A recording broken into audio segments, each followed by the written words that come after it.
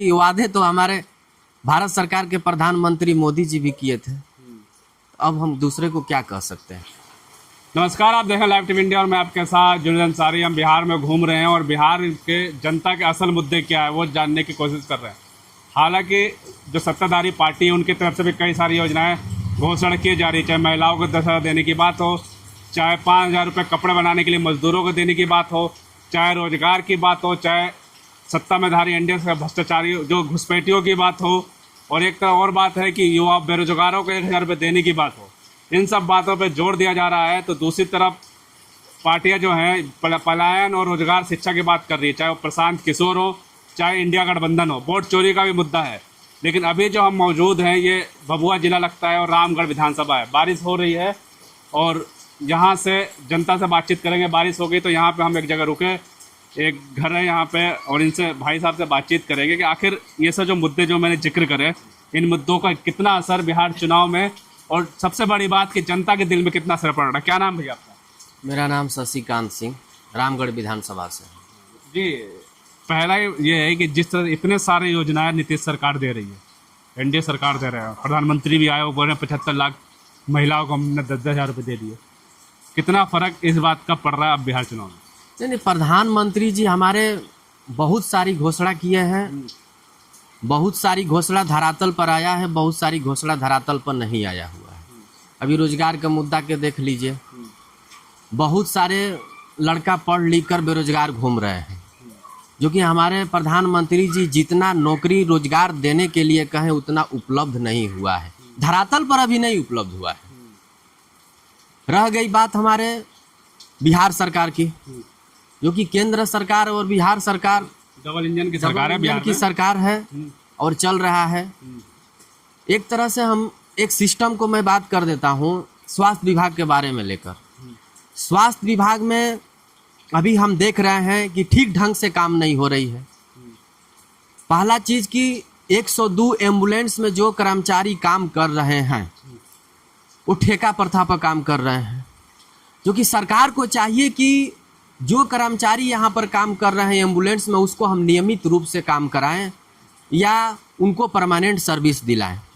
ठेकेदार क्या करता है कि सरकार से लेता है कुछ और यहाँ कर्मचारी को देता है कुछ और। स्वास्थ्य विभाग में घोटाले का भी खुलासा किया। एक नया चेहरा है प्रशांत किशोर ने, कि मंगल पांडे भी घोटाला कर रहे हैं, उन्होंने सम्राट चौधरी, अशोक चौधरी सभी का खुलासा करके एक चिट्ठा बना दिया। इस पर क्या इन खुलासों से जनता पर कोई असर पड़ेगा क्या?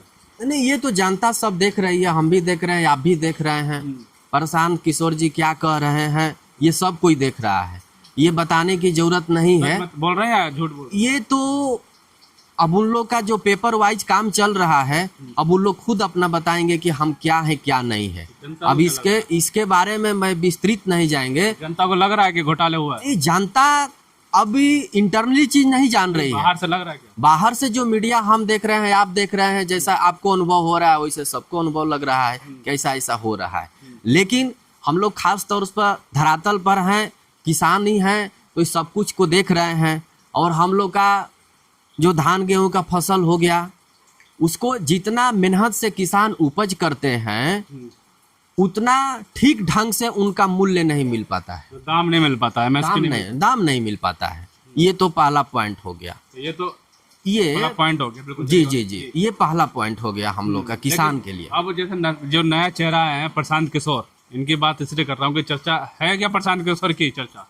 ये बताइए। प्रशांत किशोर की चर्चा तो सभी जगह हो रहा है, ऐसा नहीं है। सभी जहाँ पर 2-4 गो आदमी बैठे हुए हैं सबका हो रहा है चर्चा। तो उन्होंने एक वादा है, अगर अपने किसान की बात की तो उन्होंने कहा अगर ये प्रशांत किशोर आती जन स्वराज आएगी तो 5 कम हो जाएगा। उसमें किसानों का भी जिक्र है 5वें कम में, कि किसानों का दाम, खेती और हर चीज के लिए मदद होगा। नहीं, आपका सारे सवाल के कई जवाब देते हैं कि वादे तो हमारे भारत सरकार के प्रधानमंत्री मोदी जी भी किए थे। अब हम दूसरे को क्या कह सकते हैं, जब हमारे उतना अच्छे प्रधानमंत्री जी भी जब अपने बातों पर नहीं उतर पाए कि हम युवाओं को रोजगार देंगे, पूर्ण रूप से सफलतापूर्वक नहीं हुआ, तो हम अब इनको क्या कह सकते हैं। क्या लग रहा है बिहार के चुनाव, कुछ ही महीने बाद चुनाव है, तो जनता के मन में क्या बदलाव की ओर जा रही है जनता, या फिर कुछ और देख रही, क्या देख रही? नहीं, बदलाव होने से फायदा है, बदलाव होने से फायदा है। देखिए सिस्टम जो है सत्ताधारी और हमेशा बने रहे तो फिर दिक्कत हो जाएगा। बदलाव होना ज़रूरी है। सरकार जो है चेंज होनी चाहिए। नई सरकार आएगी, नई नियमावली होगा, नए कानून, अपना नए सिस्टम ढंग से नया विकास होगा, सब कुछ नया सिस्टम से चलेगा। तो बदलाव के रूप में किसको देख रहे हैं? नहीं, अब ये चीज़ तो नहीं कह सकते हैं फिलहाल में। क्या लग रहा, मतलब बातचीत से चौराहे पे चौर बहुत तो बहुत लंबा समय है, इस पर किया जाएगा विचार, लेकिन यही होना चाहिए प्रशांत किशोर या तेजस्वी यादव? नहीं, प्रशांत किशोर तेजस्वी यादव जी हम ये नहीं कहेंगे कि किसको मुख्यमंत्री बनना चाहिए, वो तो जनता इसको निर्णय करेगी, हमको कहने से नहीं होगा। ये पूरी जनता निर्णय करेगी कि मुख्यमंत्री किसको होना चाहिए। लेकिन हमारे तरफ से यही मांग है कि जो भी हमारे बिहार के मुख्यमंत्री बने, बिहार को रोजगार दें। जितने युवा हमारे डिग्रीधारी घूम रहे हैं, इसको रोजगार की ज़रूरत है, क्योंकि BA BSc MA पढ़कर BTech करके मेडिकल के कोर्स करके अपना जाकर दूसरे राज्य में काम कर रहे हैं, तो ये बहुत शर्म की बात है। क्योंकि हमारे बिहार ऐसा प्रदेश है कि यहाँ के युवा बहुत अच्छे पढ़े लिखे हैं। पलायन वाला मुद्दा इस बार चुनाव में सबसे बड़ा मुद्दा है। हाँ, वो तो बात है ही है। प्रशांत किशोर जी ये सवाल उठाए भी हैं, हम लोग भी सुने, आप भी सुने हैं इस चीज़ को कि हमारी सरकार जन सुराज की व्यवस्था बनती है तो पलायन को रोक देंगे, 10 से 12 हज़ार मजदूरी के लिए बाहर नहीं जाना पड़ेगा। ये तो प्रशांत किशोर जी बोले हैं। इसके लिए उनको शिक्षा और पलायन दो बड़े मुद्दे हैं इनके। नहीं, ठीक है, शिक्षा और पलायन मुद्दा सही बात है, ये होनी चाहिए। और सरकार किसकी बनती है अब ये तो हम नहीं कह सकते हैं फिलहाल में कि किसकी सरकार बन रही है, लेकिन जो हम लोग को धरातल पर मांग होनी चाहिए, पहला चीज़ की शिक्षा व्यवस्था एकदम तंदुरुस्त होनी चाहिए। दूसरा चीज़ की स्वास्थ्य व्यवस्था बिल्कुल सिस्टम ढंग से होनी चाहिए, ठीक ना। तीसरा चीज़ है कि किसानों का जो भी हो, खाद हो समय पर मिले, उसका मूल्य जो धान का गेहूं का रेट होता है उस समय पर मिले, यही हम लोग मांग करते हैं सरकार से। बिल्कुल, ये जो मुद्दे अभी हमारे मुख्यमंत्री जी भी ये चीज़ कहे हैं कि हमारी सरकार बनती है तो 1 करोड़ युवाओं को रोजगार देंगे, 1 करोड़ युवाओं को रोजगार और नौकरी देंगे। लेकिन मैं खास तौर से अपनी बात कह रहा हूँ कि हमको ये नहीं समझ में आता है कि माननीय मुख्यमंत्री जी कितना % रोजगार देंगे और कितना % नौकरी देंगे, ये नहीं बोले हैं। मतलब रोजगार और नौकरी अलग अलग है। रोजगार और नौकरी में अंतर है। रोजगार होती है कि हम आपको पैसा दे देते हैं, आप अपना रोजगार करिए, दुकान दौरी चला, 10,000 रुपए दे रहे हैं। जैसे अभी जीविका में 10-10 हज़ार रुपया मिला हुआ है, तो ये रोजगार हुआ। अब आप समझ सकते हैं कि हमारे बिहार में जीविका कितना है। तो सारी महिला को तो हमारे मुख्यमंत्री जी ने पैसा 10-10 हज़ार, अब तो 75 लाख पहला किस्त शायद गया है, 75 लाख महिला को रोजगार करने के लिए। इसका असर पड़ेगा क्या? ये नहीं, ये रोजगार करने के लिए न मिला। हमारा कहने का मतलब वो है कि नौकरी के लिए कितना हो रहा है। अच्छा, हमारा ये सवाल है आपके चैनल के माध्यम से। रोजगार और नौकरी के लिए मतलब सरकारी नौकरी कितनी % देंगे रोजगार 1 करोड़ में, वो बताना चाहिए खुल के नीतीश सर। जी डिफरेंट बिटवीन, ये खुल कर बताना चाहिए कि नौकरी कितना हम देंगे, रोजगार कितना देंगे।